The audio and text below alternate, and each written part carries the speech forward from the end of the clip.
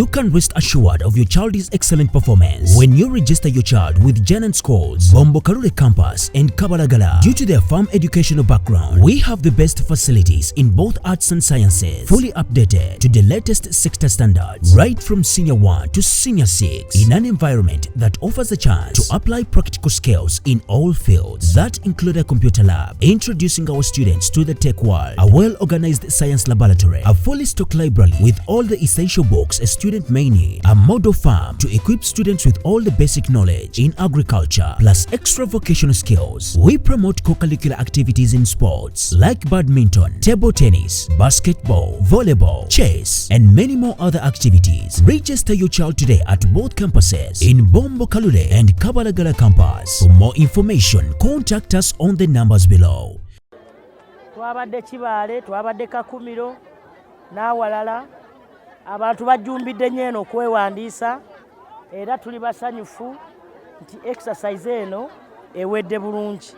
Kati abantu saawa zino bali mu nkalala zaabwe nga bw'olabye wano babadde beekebera Nabbanja nti oyo yasenguka nti gundi nti oyo yafa bamugyemu nti gundi oyo tiki Nabbanja oyo tiki. Kwegamba kiwedde bulungi katusuubire nti abantu baffe abagenda okuwandiika bajja kubanga bawandiise bulungi naddala aba kompyuta. NRM ina amaanyi, NRM y'amaanyi nnyo mu bitundu byeno gye ŋŋenze. Right, Honorable, what has been your observation since you started? Ala ebyo bye mujja okuteekayo ebirala temujja biteeka. What has been your observation? My observation is threefold.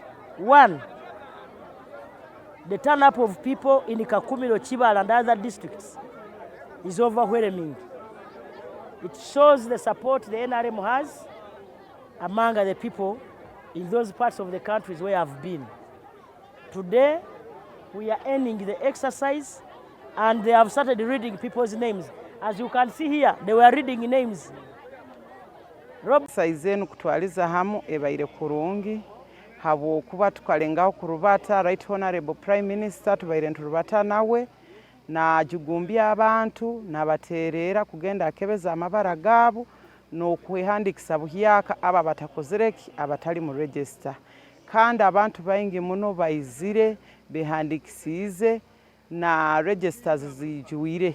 Era twasobora n'okusaba registers ezindi okuruga ha NRM Secretariat. Kandi bazituwongera na habwekyo ninterera abo bona abaire bakyasigaire kuhandikibwa bagenda mu maiso n'okuhandikwa nikiro kya leero kya Sande bakusobora agenda bakakoraki bakabahandika.